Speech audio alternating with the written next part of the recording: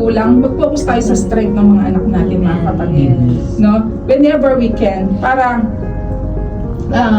makita natin kung ano yung ginagawa ng mga anak natin, no? Hindi naman ibig sabihin na kailangan straight A's, no? Kaya, wow, praise God, no? Galing-galing mo talaga, ang talino mo. Mga kapatid, hindi po yun. Small things, no? Let's say, pinagalitan mo siya, hindi siya sumunod sa'yo.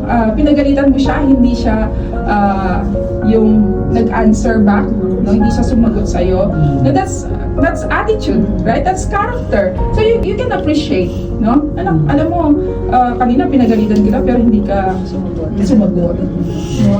Hindi ka sumagot. Ang bait mo. No? I mean, you know, hindi naman kailangan malalaking bagay ang gagawin ng ating mga anak para i-appreciate natin sila. No? Small things, observe them. That is being, kapag gano'n ang ginagawa natin sa mga anak natin, we are being intentional. Right? We are being intentional kasi makikita ng mga anak natin, okay, napaka-focus siya sa akin. Kasi small things nakikita niya. No? Small things nakikita niya. So,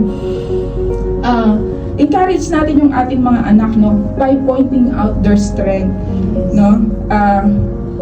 Of course, syempre bigyan din natin sila ng reproof, no, ng yung correction kung kinakailangan, no. It can be that can be in the form of preventive warnings based on our observations of their strengths and corresponding weaknesses. So when you do have to correct, make sure you do it to help them. Hindi para ipahiya, hindi para i-put down yung ating mga anak. Kaya ako ginagawa ito kasi gusto kong ma-develop yung character mo. No? Gusto kong ma-improve yung character mo. Encourage them, even though we are correcting our children, no? We are pointing out their weaknesses, make sure that we are doing it in a nice way or in the right way. No, na maiintindihan nila. Let's say pinalo mo, bakit kita pinalo? Di ba? Siyempre, sasabihin ng mama ko, kasi po, nagkasala ako, nagkamali ako. So, he understands or she understands why you did that. Hindi yung basta ka nalang palo ng palo without explaining it to them. Kasi kapag gano'n ang ginawa natin mga kapatid, lalaki yung mga anak natin, magkakaroon sila ng anger and bitterness and resentment towards us.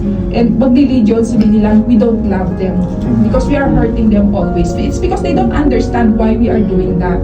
So, make them understand why we are doing that, mga kapatid. And the third one is recognize the importance of a father's word. Napaka-importante mga kapatid ng salita ng isang magulang, noon ng isang tatay. Binavalue ito ng kanyang mga anak, mga kapatid. No? Ewan ko sa inyo, pero may mga ibang mga testimony ako narinig, no? May mga ibang like the pastors now, may mga nag-prophesy sa kanila. No? May mga nag-prophesy sa kanila when they were young na itong batang ito paglaki niya magiging pastor. So, yung bata na-retain yun sa isip niya. So napaka-importante ng word na yun. No? Na-retain yun sa isip niya and hindi pa converted yung taong yun, hindi pa converted yung pastor na yun. No? Yung tinutukoy ko si Charles Spurgeon. No? Hindi pa siya converted and yet nung sinabi sa kanya, may nag-prophesy sa kanya na isang pastor na magiging pastor siya balang araw, from then nag-seek na siya ng salvation.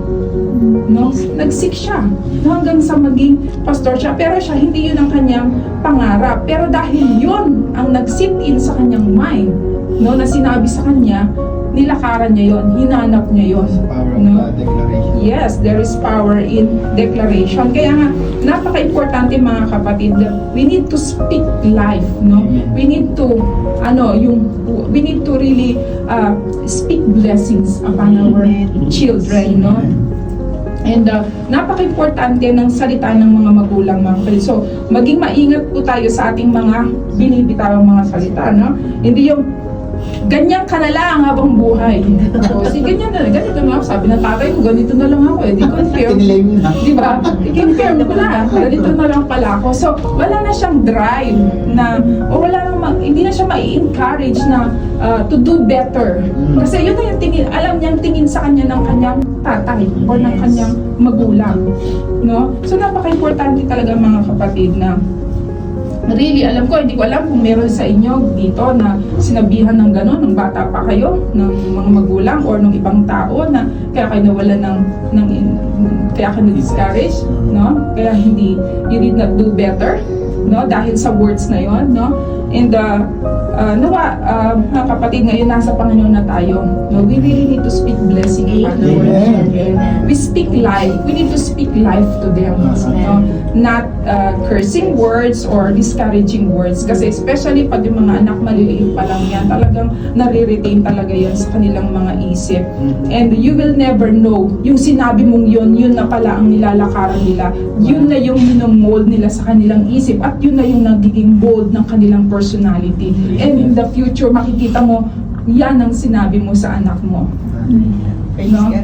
Yan ang sinabi mo sa anak mo. So if it's good, makikita mo yung buhay ng anak mo. Pero kung hindi maganda yung word na binitawan mo, makikita mo rin sa buhay ng anak mo yun, mga kapatid mo.